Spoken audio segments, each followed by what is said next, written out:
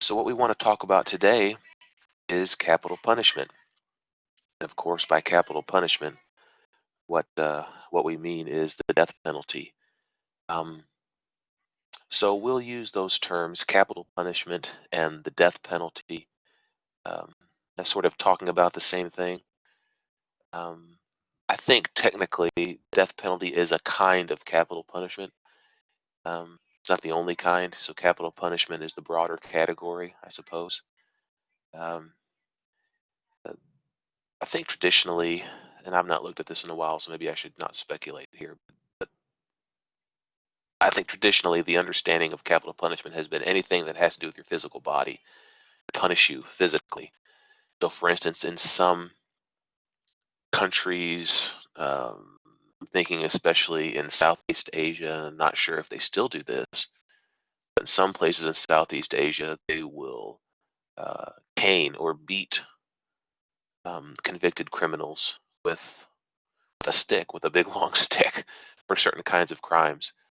So really, it's sort of a physical punishment. I don't want to really use the word torture, but a physical type of punishment that's considered a capital punishment there, as well as the death penalty too. So all these are different kinds of capital punishment. What we're concerned, though, however, in the U.S. in our context, is really the only kind of capital punishment that is practiced, which is the death penalty. The state in which we are having this class right now, the state of Alabama, we have the death penalty. Several states do. Not all states do. So that's interesting, and that's something that we'll talk about as we as we get through this particular module and the lectures that are part of this module. So what we want to look at today is let me pull up my window here that I need. Is Louis Pojman's argument in favor of capital punishment, in favor of the death penalty. And he gives a very intriguing argument, I think. I think it's one of the better ones in favor of it. And so who is Louis Pojman? Well, the late Louis Pojman was a professor for many years at West Point. And what is West Point? It's the United States Military Academy, right? An incredibly important institution in our country. It's a very elite institution, I suppose you could say, to even get in there. And Pojman taught there for something like 40 years. So he was there for a long time. Um, he's written prolifically on a lot of different kinds of things. I want to say that I think in my library here I have about 20 different books that he's written on all kinds of topics.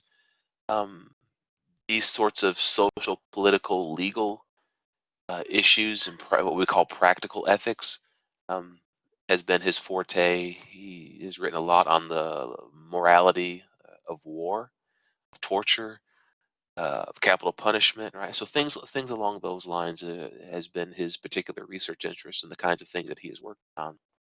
Well, what we're concerned about today is his argument in favor of capital punishment. And here's one of the reasons why that I think it's one of the better ones, or one of the more intriguing ones at least, is that he argues from both a Kantian perspective, a deontological perspective, as well as from a utilitarian perspective. He thinks that either if you're a deontologist or you're a utilitarian, he has an argument for you that either one of those normative theories or a person that holds to either one of those normative theories can be satisfied with, right? So in other words, he thinks that from those particular two normative theories, um, there is good support, there are good arguments to be made in favor of capital punishment.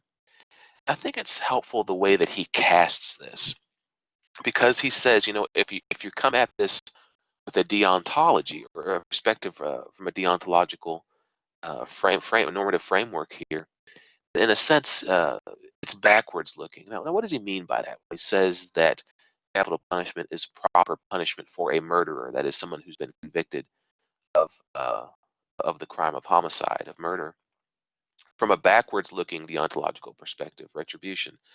Well, look at it this way, right? What does Kant say that we ought to do always, just for the sake of itself? Well, remember, Kant said we need to do our duty, that we should always be doing our duty. Employment thinks there's a case to be made that it's a duty, that we have a duty to punish people, that the state has a duty to punish people. this punishment is just simply what he means here by using the term retribution.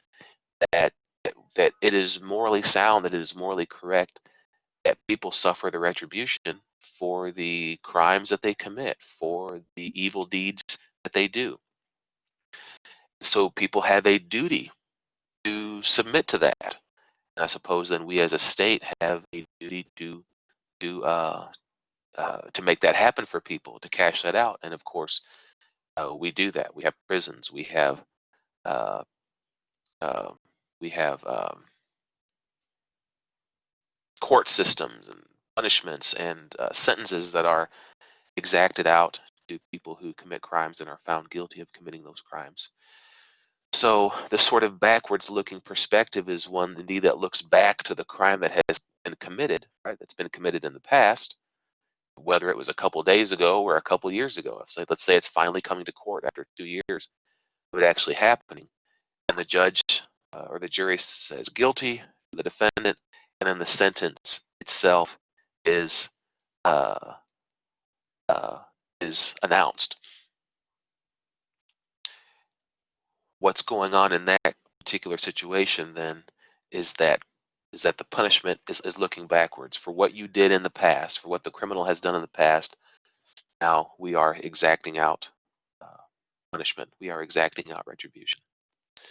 So, in other words, from the sort of deontological perspective, the reason capital punishment then is morally right is because uh, it is doing our duty, right, for what has happened in the past. What is our duty to do now in light of what has happened in the past? But from a forward-looking utilitarian's perspective as well, Pojman thinks that capital punishment is morally permissible. It's a proper kind of punishment. The reason is because, remember what utilitarians think. They think that the right thing to do is always that which provides the most amount of good for the most amount of people. And Pojman thinks that capital punishment has this really important feature to it called deterrence. That is, that um, that having that particular punishment on the law books, having that particular kind of punishment um, available and used for for the most awfulest, if that's a word, of crimes, that generally speaking deters people from committing that crime. Now, of course, we know a few people do. Right? It does happen. But overall, he thinks that it deters most people from committing that particular kind of crime. So if a utilitarian is always sort of looking out into the future, right, we only want to make the decisions that are going to bring us the best benefits in the future, right? It's always looking into the future, whereas retribution is looking for what's happened in the past. Utilitarianism is looking out in the future and trying to make decisions about what's morally right based on the kind of society we want to create, based on the kind of benefits we want to be available for people, for the most amount of people. So looking at it that way, Pojman thinks that if you're a utilitarian, then yes, right, you are going to be in favor of capital punishment because it deters, because it provides the most amount of good for the most amount of people by deterring people from committing murder. All right, well, let's flesh these arguments out then a little bit more. So let's look at this Kantian kind of argument first here. This duty that we have to uh, bring about retribution on those who commit really heinous acts. Look at premise one here. All the guilty deserve to be punished. Now, Pojman is going to think that we all agree with that's going to be true. That particular proposition there is true. That indeed, if someone is guilty of a heinous act, if someone is guilty of a crime, not just found guilty, but actually guilty, actually did the crime, and then was assessed by a judge or jury as having done it, and then legally declared being guilty. So both of those is what he means here. That all people who are guilty really deserve to be punished, and that we would agree with that. And that seems pretty intuitive, I think, to most people. And I think that's what Pojman is counting on. Also, premise two, he thinks that we would also believe this to be true, that only the guilty deserve to be punished. Indeed, we would maybe even hold to this um, with more energy and conviction than premise one, because we do know that it does happen that innocent people are declared guilty or found guilty by a judge and jury. They never actually committed the crime, and so a miscarriage of justice was done. And can you imagine how horrible it would be to not have done a crime, but just to be in sort of the wrong place at the wrong time, um, and to be found guilty and to be sentenced to death, and you spend maybe 25 or 30 years on death row before something like DNA evidence or something like that is finally uncovered and finally able uh, to cause your previous conviction to be thrown out. How horrible that would be! What a wasted chunk of your life that would be, right? I mean, I see those shows. I think about those scenarios, and I've got this little sick feeling in my gut uh, regarding that, and it's embarrassing in a way because it's my justice system too, right, as well as yours, that makes these errors at times, and we don't like this. So that definitely only those who are actually guilty, not just merely declared guilty, but are actually guilty, actually did the crime. Only those deserve to be punished, right? Not other people. So all the guilty deserve to be punished, and only they deserve to be punished. Premise three: the guilty deserve to be punished in proportion to the severity of their crime. It's also something that seems pretty intuitively right. Right? I mean, the punishment should fit the crime, as we say, um, or as Bill of Rights, the Constitution of the United States, um, makes the claim that sort of unreasonable punishments. I can't even think of the exact wording that is used right now. Um, but cruel and unusual, that's what it is. That we have a right to not have to suffer any sort of cruel or unusual punishment. Um, that may not be exactly the same sort of thing that Women's talking about here, right? But it's related. In other words, it's probably not the case that an appropriate punishment for driving 3 miles over the speed limit, found guilty of that, um, is that you have your hand cut off, right? That seems a little bit severe of a punishment. Now, some places around the world they'll cut your hand off if you shoplift, and often people argue that that's a little bit extreme for shoplifting, and maybe so. Um, it's probably a little bit extreme if um, you have to watch your family get beaten up um, because you said something that was inflammatory against the government. Some places around the world, that's what the punishment is, right? You say something inflammatory against the dictator, then you have to watch your entire family get beat to a pulp. Um, of course, there's all kinds of wrong going on there, and sort of we as Americans with the First Amendment, right? We have that sort of ingrained in us, and that uh, we would see just all kinds of horrific problems there.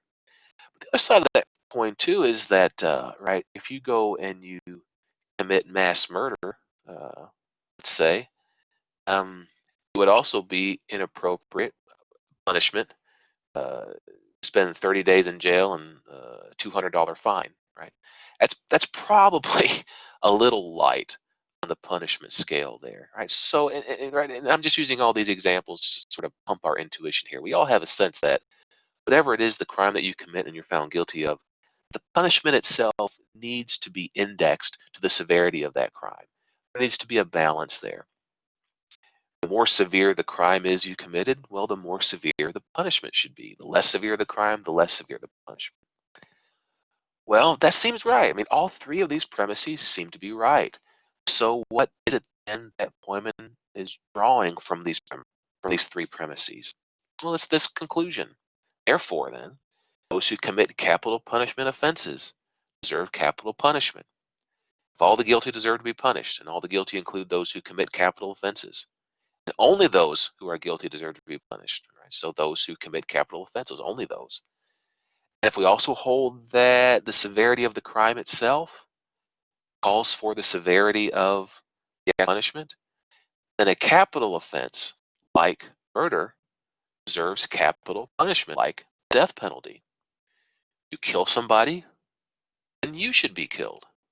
If you take someone's life unjustly, if you take someone's life um, uh, in the manner of homicide, you end their life in that way, then your life in return should be ended, right? Tit for tat, eye for an eye. We could put it that way as well. So that's basically it.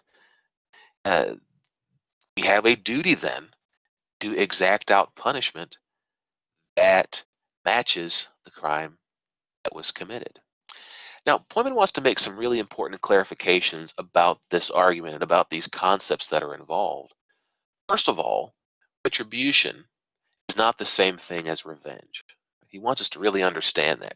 And I think that's sort of an important point to make also, because it seems like in these conversations that we have about every 10 or 15 years, it seems like in this country regarding punishment, um, it seems like oftentimes people will want to look at the death penalty as just a way in which we get back at other people who do something that really makes us mad, that really oppresses us because of family members that die. And what Pojman here is saying is, well, no, that's not the case at all, right? That's not the issue at all.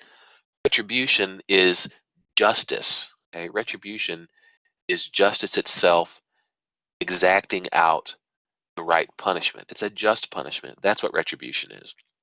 Retribution could be anything from a $30 seatbelt ticket, right? Just punishment for not wearing your seatbelt. Maybe that's not a good example, uh, but or retribution being maybe something like I don't know, you steal a $40 watch at Walmart. And so what would be a just retribution there if you're caught and found guilty? Well, paying for it, returning it, I suppose, as well as um, maybe some community service or a night in jail or something like that, right? It's just punishment, whether less severe or more severe. That's all that retribution is. What revenge is our desire to harm people, and that desire itself being motivated by just being really mad, by being really angry. Um, uh, in a sense, right, revenge is irrational in that way. Revenge is not thinking through what the correct action is, what the correct response is to what's happened that we don't like, or to what's happened that has made us so angry, right? It's just rage taking itself out on the situation. I think really a good way to sort of even think about this is that's how Pojman puts this. You know, retribution itself means that justice is served, right? That a just punishment is handed down, even if nobody wants it to be handed down. It's been interesting to read various stories and vignettes about certain communities that didn't that throughout history, especially in our country, that didn't have a very strong legal system. It had a very strong sort of community watch system in a way, sort of a tight knit communities that if somebody was acting out, getting out of step or getting out of shape, causing problems, they wouldn't call the sheriff and have them thrown in jail and go through that whole process of a court and all that, even if they'd committed a crime. People would just kind of catch the guy in the dark one night and take care of it themselves. Um, then they'd probably have no other problems with that guy. Or one story I recently read was that um, there was a pedophile, right, a serial child molester in this one particular community that um, could easily, somehow or another, knew the legal system, knew the loopholes, knew what to do to keep himself from getting caught, and to leave a whole lot of evidence. We continually do this, and police and prosecutors had very little to go on to really bring, right, to meet the standards of evidence and the standards of just cause and all that, right, in a courtroom proceeding, in a legal proceeding, and was able to just sort of cause such harm in a community and do this without really being detected in a lot of ways. And so, people in that community kind of met secretly and got together and said, we just got to handle this. We can't put up with this anymore. And, a couple guys devised a plan on how to catch him and kill him and do away with him. There would be no evidence whatsoever of where he went or how he died or of how he was disposed of. And they successfully carried this out even to this day. Although, everybody kind of knows, I'm using scare quotes here over my head, can't see, right? Everybody knows what happened. Nobody will talk about it. Is that community better served because that pedophile is gone? Yeah, probably. Sure. Is there more peace among the people who live there? Are people safer? Well, yeah, sure, right? Here's the thing about that. If those guys did indeed kill that molester, killed that pedophile, um, that's murder. And that means that they've gotten away with it. And in that case, justice has not been served. And there's a case where retribution and our duty to bring about retribution for crimes um, is legitimate. It's valid, right? I mean, it should be. It ought to be. It has to be met, or else justice is not served. But here's the thing: in that case, nobody really wants it to be served. Everybody's happy with what happened. That guy mysteriously disappeared. That they sort of took care of him in an alley somewhere and didn't even bother with police or prosecutors or the prison system, right? They just took care of it on their own. Well, justice has not been served then. Those guys killed that molester. Those guys killed that pedophile. That should have been a legal proceeding. The guy had a right to defend himself. He had a right to a jury trial if that's what he wanted, instead of just being murdered himself and disposed of secretly. So there's a case where justice was not served. And what retribution means is that justice is served, even if nobody wants it to be. Um, so there has not been any retribution on those who committed the murder of that pedophile. Now, why is all this important? Well, it's just sort of another point that Pojman makes that he's probably right about, really. And that is that when we think about civilization itself and what it means to live in a civilized society, what it means to live in a society where we have what people like Kirk and Burke and those would say, we have ordered liberty. That is, we have freedom to live our lives as we see fit. We have freedoms that are guaranteed in the Constitution, which at the same time, right, is a freedom that's not limitless. It's not unbounded, but it's ordered. It's ordered by some basic tenets of morality um, that are crucial for the flourishing of a civilization. And what is part of that? Well, that our anger is restrained. We don't fly off the handle and just shoot people and kill people who wrong us. Um, I suppose maybe unless right to self-defense, but that's sort of a different issue altogether. But that we don't secretly murder and bury people who are a harm to our communities. That we restrain our anger. That we submit to the 14th Amendment guarantee for due process. Let the process, let the system itself dispense justice, to do it in the manner that we have set out, right? I mean, dictators and banana republics and you know uh, those kinds of governments and communities, lynch mobs, right? I mean, all these things are examples of sort of just angry justice, if we want to even call it justice, uh, where people just sort of make their own unilateral, arbitrary decisions about who should be killed and who shouldn't be, right, in a society. Right? Those aren't civilized societies. Those aren't civilized communities. Civilized ones are the ones where we have these processes in order to make justice happen in that way. Anybody have any questions on this before we move on this point, this argument about retribution and how that capital punishment indeed is an important way of bringing about retribution?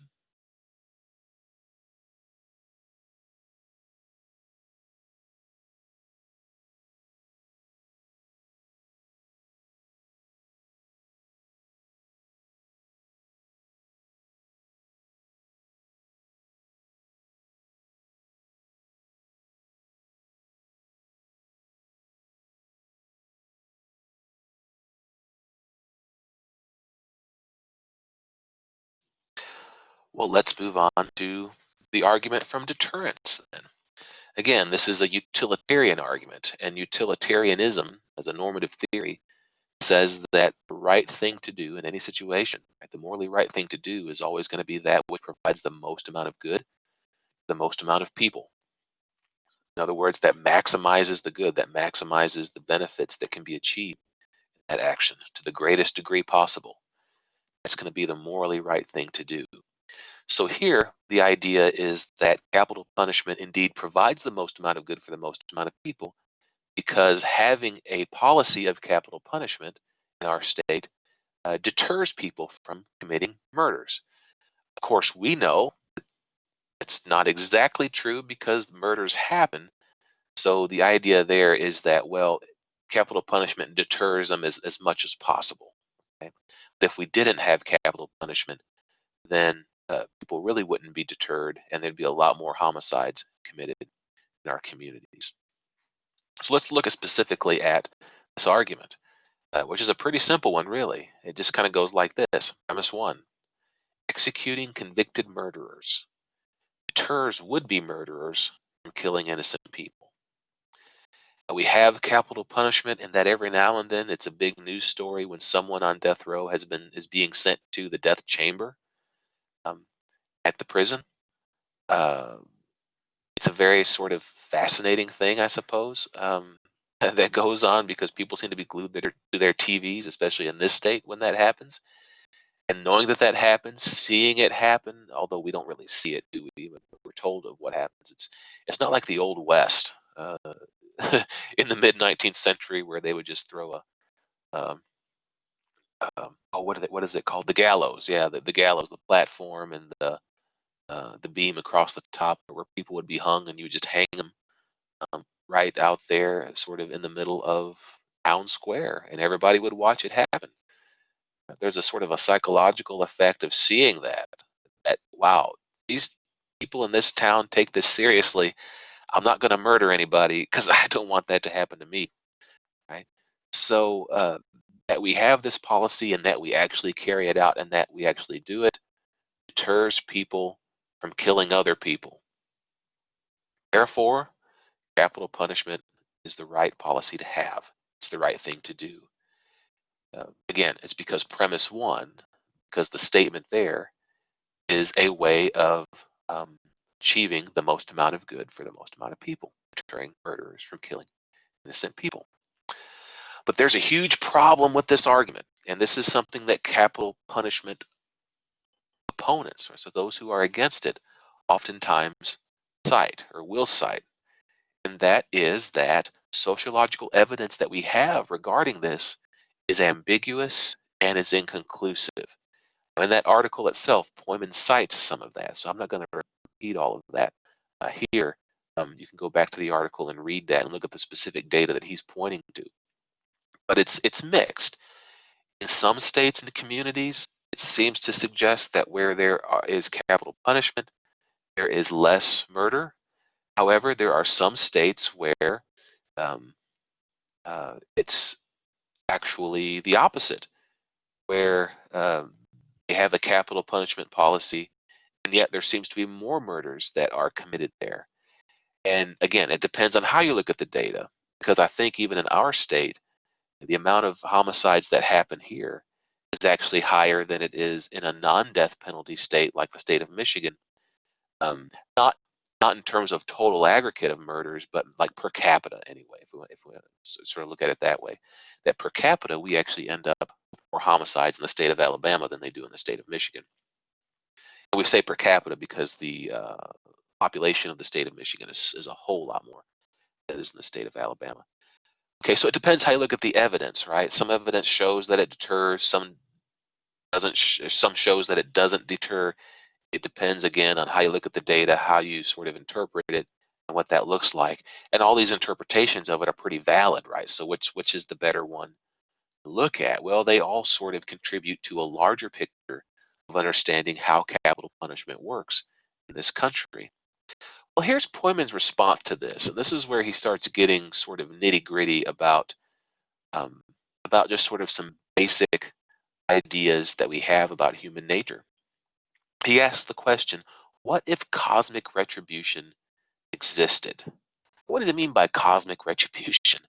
Well, it's this idea that every time someone um, intentionally killed an innocent person, that person was immediately struck down by lightning. Whether it's God doing this, or whether it's Mother Nature doing this, or whether it's just uh, sort of the moral universalness of the world in which we live, right? Whatever you want to cite here, I mean, doesn't really care, right? This is just a thought experiment.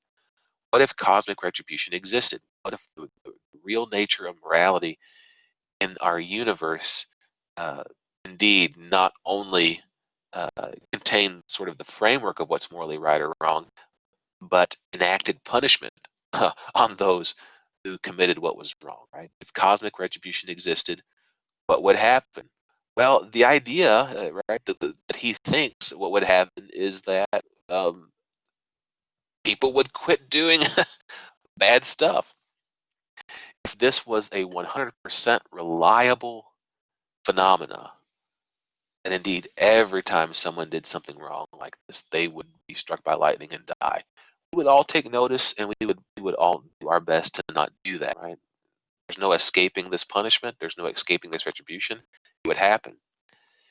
Well, Pojman thinks that it's the sort of the same thing with the death penalty, really. If the death penalty of capital punishment worked in an amazingly reliable and consistent, coherent way, as cosmic retribution would be reliable, consistent, coherent.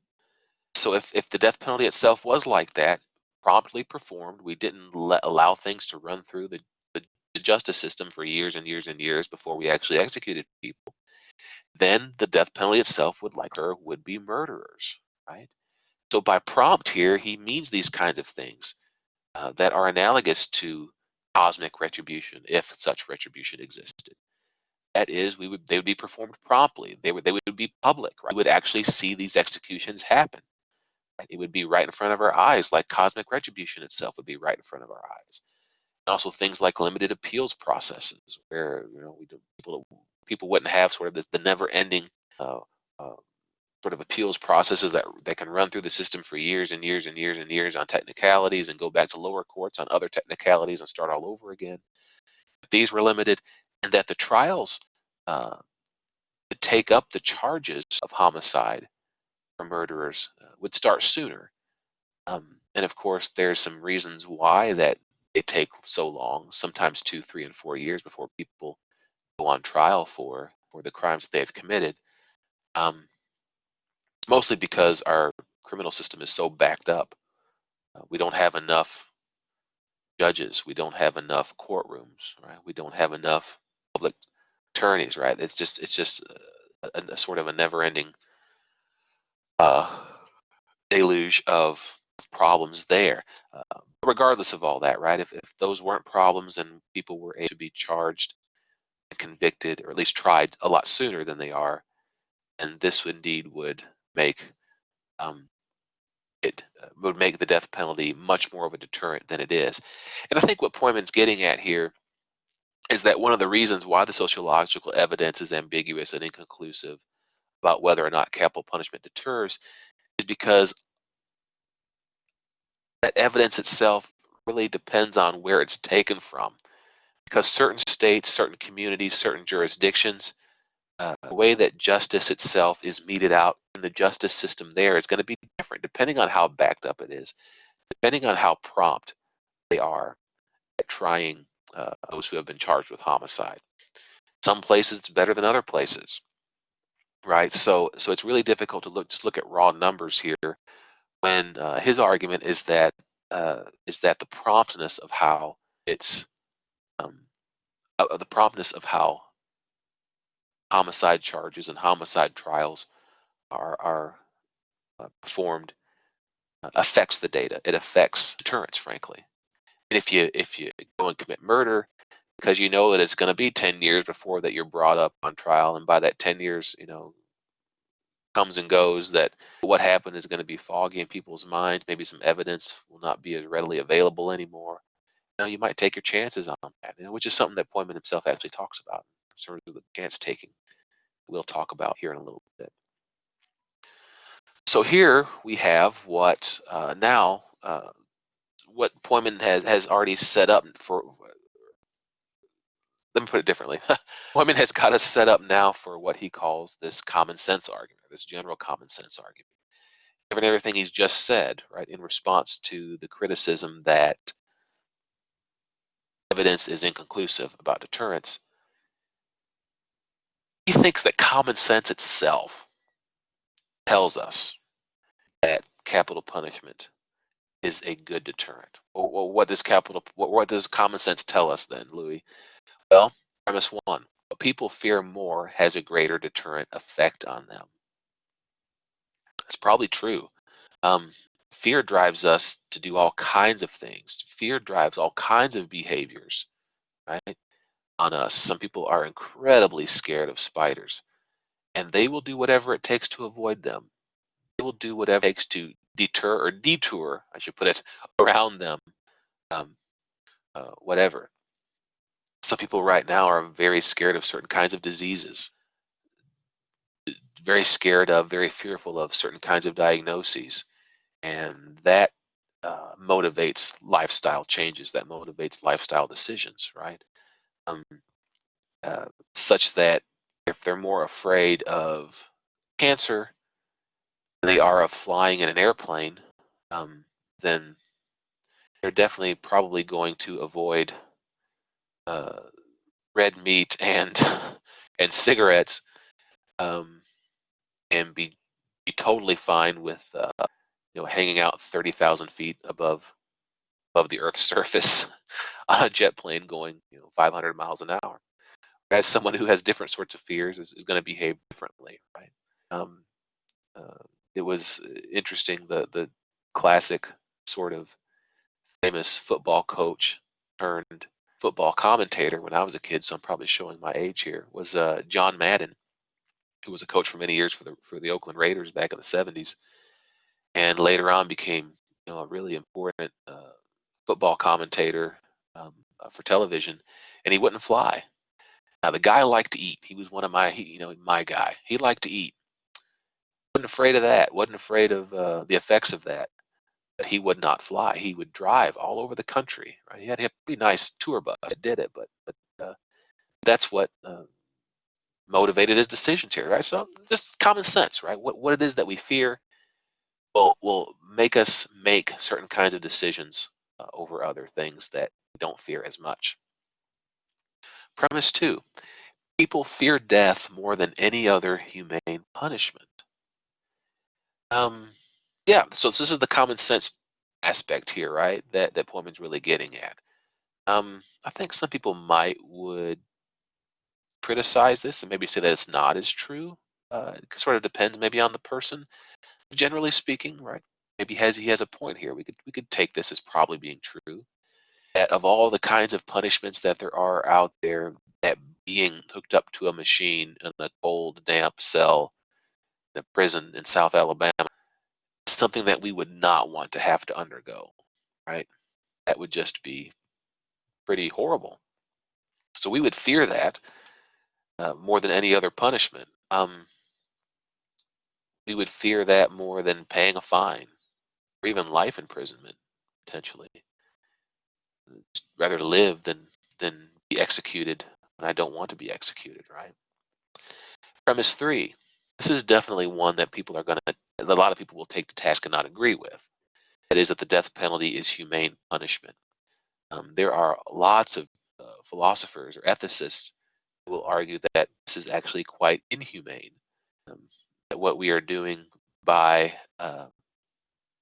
having a death penalty and by acting out, by actually exercising the death penalty, is something that is sort of less than human, that we are responding to inhumane behavior, like a homicide, with more inhumane behavior, execution. Right? So, so that's definitely not a generally accepted premise, but women at least thinks that it is, right? That this is just common sense, that death penalty is humane punishment. Conclusion then of this general common sense argument being that people will be deterred more by the death penalty any other punishment. Of all the punishments that are out there, people fear death more than they fear anything else. And so if death is a live option on the punishment table, then people are going to fear that more than anything else, and thus won't do what would bring about their own deaths prematurely. They're not going to do something that's going to cause the state to turn around and say, okay, now we're going to execute you. Now you're going to die. Just common sense tells us they wouldn't do that. Indeed, why does common sense tell us that? And that's a very philosophical question that deserves a philosophical answer. And I won't get into the weeds on that, but maybe just basically anthropologically, right? We care about ourselves. We want to preserve our lives. We want to live good lives. This is why we don't just willingly go drive in the wrong lane of traffic on the interstate, right? We would like to live rather than die, right? So there's this really strong self-preservation part or aspect of what it is to be a human being. So we wouldn't rationally anyway do anything that would make this happen prematurely. Pojman then goes on and says, consider what he calls, or consider the Wilson and Herrnstein thesis. So this is a social philosophy or social psychological experiment research that Pojman is appealing to here, by these famous criminal psychologists, Wilson and Herrnstein, who argued some things that make a lot of sense, right, based on the experiences or the experiments that they conducted. And what they ended up arguing was that when you sort of look at how crimes in the past 20, 30 years have been committed and sort of the rationale for those, so you look back at, uh, at how crimes were committed in certain states with certain kinds of punishments and certain kinds of um, of procedural aspects that are sort of specific to those jurisdictions. What you find is a pattern, and this pattern is such that it shows that a lot of criminals commit crimes in such a way as to minimize the cost and maximize the benefit of committing those crimes. What they called sort of committing a crime through a cost and benefit risk analysis. For instance, let me give you an example of that. If you ever watch any of those cop shows, I know the old reality show Cops, it's no longer, it has been discontinued. But I used to watch episodes of that many, many years ago. Come on Friday nights, and I always find it fascinating that somebody gets pulled over, and the police, they smell the drugs and they do a search, and it seems like time after time after time after time, people they would find marijuana on would have right at about an ounce of marijuana or a little bit less. Now, every now and then somebody would have more. Usually, if it was more than an ounce, it was a lot more. It was a few pounds. But the vast majority of them would have just a little bit less than an ounce. Well, why is that? Why are all these people who are breaking the marijuana laws having just less than an ounce? And it's consistent across the entire country and all these different jurisdictions, different police departments pulling all kinds of different people over. Pretty diverse, actually. Why is it less than an ounce? Well, because of how the laws themselves are stated and what the punishment is for those laws. I think in most of those states those times, um, having less than an ounce was considered personal use. However, it was still against the law, and you get a ticket for it. If you had more, then that was a whole different category of crime. Now we're at a felony because those states would have laws that say more than an ounce is considered to have an amount of marijuana such that one in possession of that is intending to sell it or intending to distribute it. That's how the laws are written. It's a felony. We're talking about serious prison time. So, if you're going to leave home and go hang out and you want to take your marijuana with you, it's against the law. However, right, if people are going to break the law, well, they're going to try to break it in a smart way by not having more than an ounce. If I get caught, if they find the pot on me, and need to make sure it's less than an ounce because that's going to be in my best interest given all things considered here, right? So I need to minimize the cost, minimize the potential jail time or fine or whatever, minimize the criminal recordness of it, while maximizing the benefit, which I suppose is the high you get off the marijuana, right? So there's sort of cost-benefit risk analysis that criminals themselves will um, will consider, and they'll actually calculate. And Wilson and Herrnstein says this is absolutely the case. It's the case with shoplifting cases. Um, People are very strategic about how they shoplift because certain amounts uh, of stolen goods. If you add it all, you go over a certain amount, we're starting to get into really serious crimes, right? Less so than a lesser crime, right? So all this sort of stuff that's going on. Okay, well, how does that apply to this issue regarding capital punishment, regarding the death penalty? Pojman notes is that life imprisonment allows for possibilities, whereas death doesn't. So if you're going to commit homicide, if you're going to commit any sort of crime, criminals commit crimes intelligently. They commit crimes with the future punishments in mind. That's why, for instance, when you see certain kinds of homicides, certain states, you know, actually how punishments itself will get meted out is that if you use a knife instead of a gun to commit the crime, it's a lesser charge, or at least the sentencing guidelines for that kind of murder is going to be less than it is for using a gun. You might say, well, why? What's the difference? You still used a weapon. Well, yeah, but that's just how the law is written there, right? At that time, the legislature thought that it was more heinous to commit murder with a gun than with a knife. Okay. So in those states, you'll actually see that happen where there's more knife murders than there are gun murders, which is sort of fascinating. Or something that I experienced growing up was when a particular state that I grew up in does not have the death penalty, whereas a neighboring state did. So growing up, it was pretty common to, watch the news and see that, oh yeah, the police found another body that had been dumped just right across the state line into my state, within the first 10 or 15 miles of the state that I lived in. Why? Well, because, if someone has murdered somebody in a state where there is the death penalty, they're trying to do it smartly, I suppose, and trying to hide all the evidence, but they don't, not too cocky about it. So trying to, again, a cost benefit risk analysis. If they're going to find the body, it's best that they find the body in a state that does not have the death penalty, because that's the locality of the jurisdiction of the crime at that point, right? That's where the trial will be held, where the body is found. So that being the case,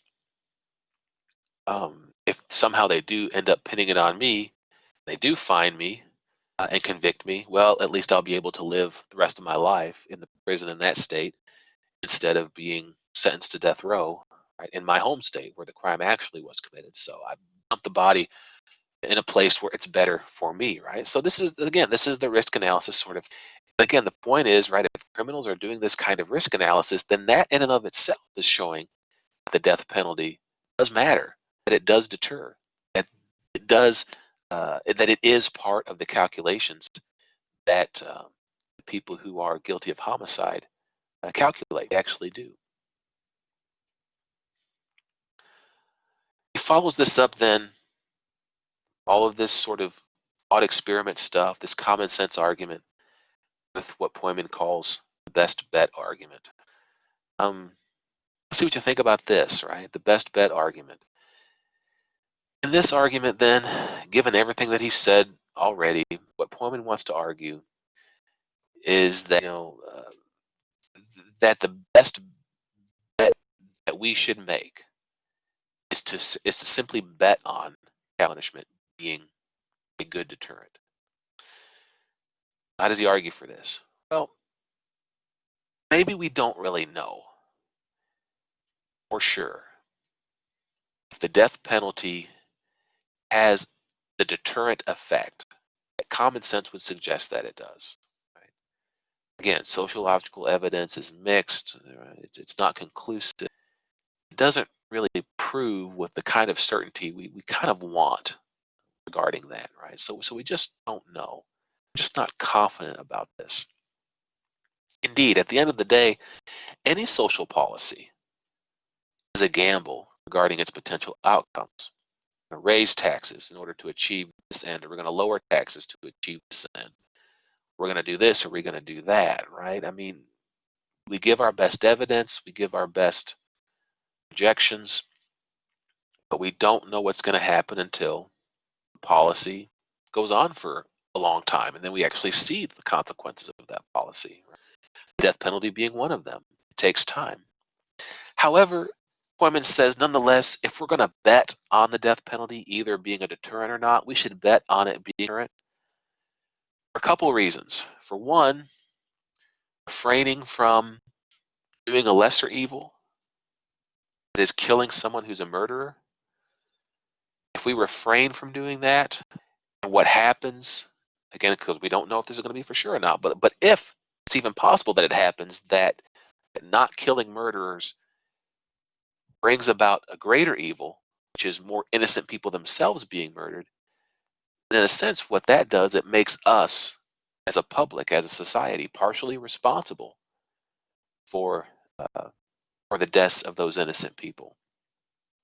In other words, if we don't have a social policy of capital punishment, right? If we don't have the death penalty in our state, the reason why we don't is because we're just not sure if it works or not.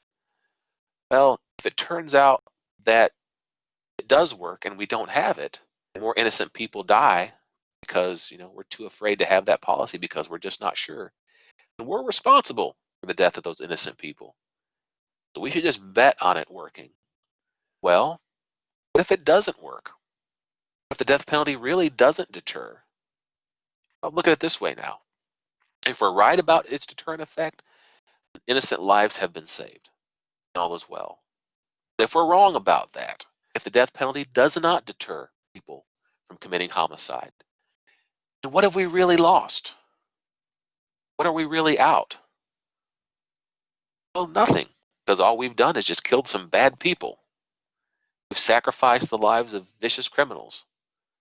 They no longer live among us. They no longer live. Big whoop, hoo-hoo, right? This is kind of Pojman's point. If capital punishment does not deter, and so we just keep on killing people who have committed homicides, we keep on executing them, what are we really out? What is it that we've done? What's the problem? Well, there is no problem. We've just executed bad people. Okay. No harm, no foul there. It doesn't deter? Yeah, okay. Well, that's too bad. Wish it would. But then what have we done that's so wrong if we have capital punishment that doesn't work? We've not done anything wrong. We just sacrifice the lives of really bad people. If that's the worst possible scenario for having the death penalty, then we should bet on having the death penalty. We should bet on it working. Even if it doesn't work, we should still bet on it working. Because if we're wrong about that, we're still in much better shape socially than we would be. Um, uh, that is, if we are wrong about it deterring, then we're in much better shape than if we were wrong about it not deterring. So, capital punishment policy is thus rational if we value saving innocent lives more than we value the lives of the guilty. If we think that it's really important that innocent lives are saved and that their lives really, in a sense, are more valuable, I suppose, than those who have committed vicious crimes, then either way, we're not really out anything, and we should simply have death penalty. Any questions on this argument from deterrence and these sort of different moves in this sort of long and drawn out argument from deterrence that Pojman makes? Anybody have any questions or comments about it? All right, so Joseph asks, a really good question here. What is the ethical stance when someone is given the death penalty unjustly, albeit it is later discovered they were innocent? As an intellectual society, it seems barbaric to end someone's life, regardless of what crime they may commit, especially if there is a possibility they may be innocent. It obviously isn't that successful as people still commit acts of murder. Yeah, so I think Pojman's actually kind of addressed all of that, and I'm going to look at one more slide where he'll address a couple of these things even more. Um, so yeah, it would be absolutely unethical, right? It would be immoral for somebody to be given the death penalty when they're innocent, They haven't done anything. I think Poyman is going to absolutely argue for that.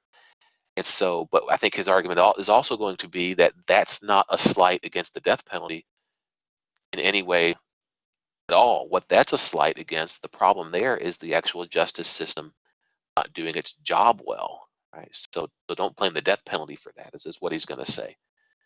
Blame the justice system for not doing their job well, for that actually happening when it shouldn't. Yeah, and the point you say about seeming barbaric and someone's life, regardless of crime they may commit. I mean, that's going to be the kind of thing that, um, yeah, that is the more controversial point here. Is it humane? Is it barbaric to do that sort of thing? It's definitely barbaric to commit homicide. It's definitely barbaric to murder somebody. Um, However, if you think that punishments themselves should meet the crimes that were committed, that there should be equity there, um, then this sort of moral principle of equity would seemingly demand that we have the death penalty in order to be equitable regarding retribution, regarding the kinds of punishment that a society enacts. I think that's going to be Poyman's response to that. And yeah, this point you make at the very end here, it's obviously isn't that successful as people still commit acts of murder. Yeah, and I think that depends on how you look at the data. At least that's going to be Poyman's argument here. That's how the data itself is going to be cashed out. I mean, um, is it more successful in places where there is more prompt justice than places where it takes years and years and years for a murder charge to even come to trial?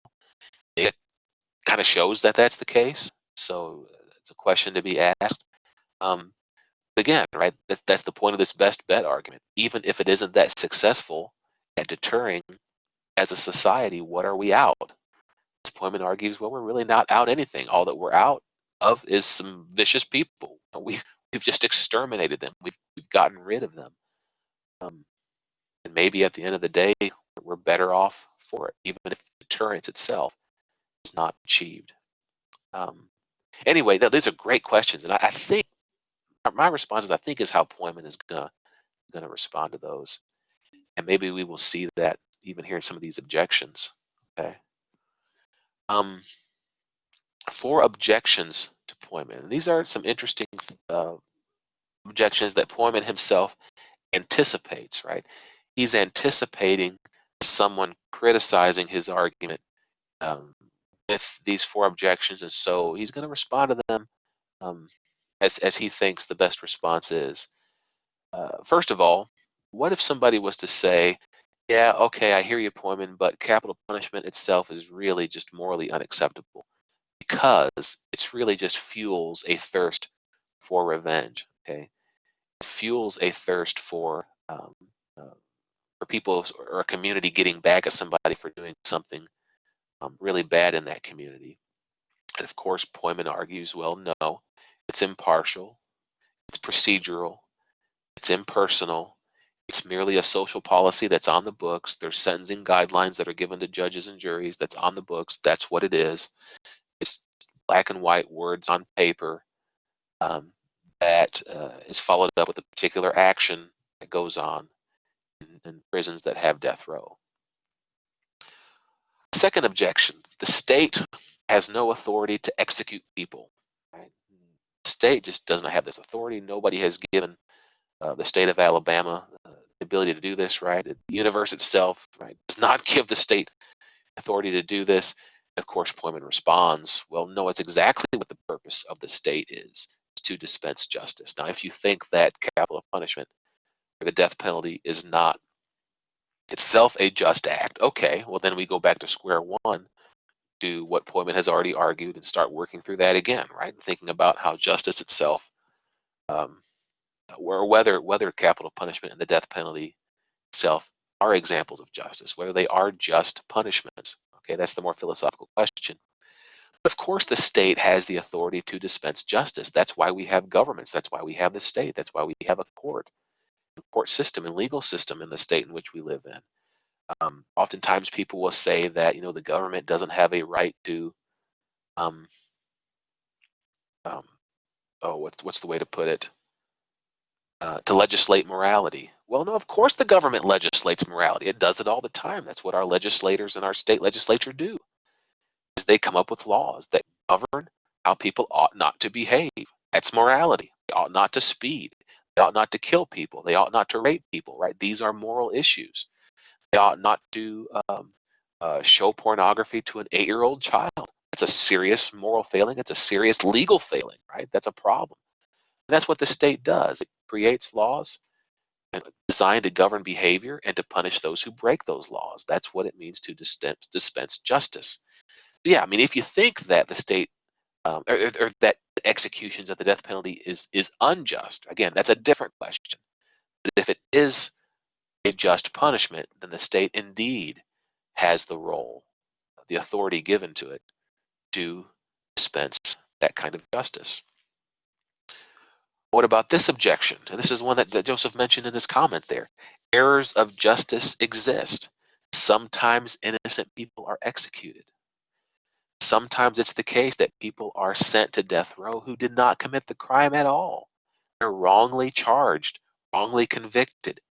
And if nobody steps in, if new evidence is not available, they're going to be unjustly executed.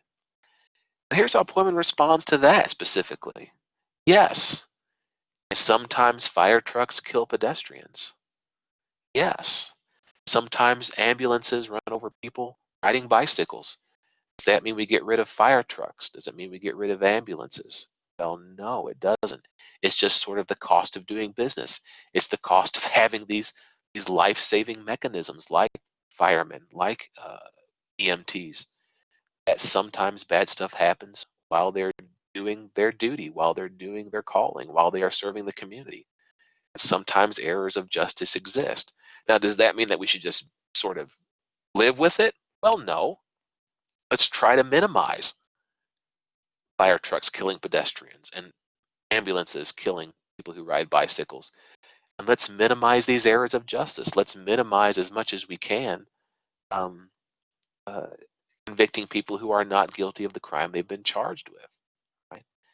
Just because these errors happen, as horrible as they are, that doesn't, in and of itself, according to Pojman anyway, as he thinks about it, it doesn't necessitate or it doesn't call for um, dissolution then of death penalty, of the justice system, of having fire and medical emergency services in your communities. What about this fourth objection now, the last one? Someone might object and say, well, capital punishment unjustly discriminates against the poor and minorities. And this is one of the bigger issues surrounding um, this topic. And in a follow-up lecture, we will talk about this more because there is a philosopher who spends a lot of time talking about how that this really influences how the death penalty gets um, worked out more than any other issue. And he has some very sobering points that we need to be thinking about. But anyway, that's the point here, right? That if you look at the data and the people who are sentenced to death row, vast majority of them, indeed, are racial and ethnic minorities and people who are in the lower rungs of the socioeconomic classes, right, in our country, poor people, right, who are ethnic and racial minorities.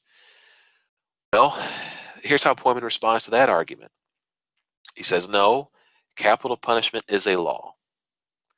Capital punishment itself is not prejudiced in any way whatsoever. It's a law in the law books that says, right, people who are convicted of this particular crime will be executed, right, at the state penitentiary, right, whatever. That's all that the law is. It's a law on a law books somewhere at the state capitol. It's got dust all over it. That's what capital punishment is. So if discrimination itself, if prejudices and inequities are involved in capital punishment, then it's in how the law itself is being applied. It's not a problem with the law itself. It's a problem with the system that applies the law, that meets the law, that makes the law happen in a sense, right? Um, that's where the problem is, and that's where we should look at some issues here if there is a problem. That's all I have for you this morning. What are some further questions or thoughts or comments you might have about this, about Pojman's position? Any thoughts or questions?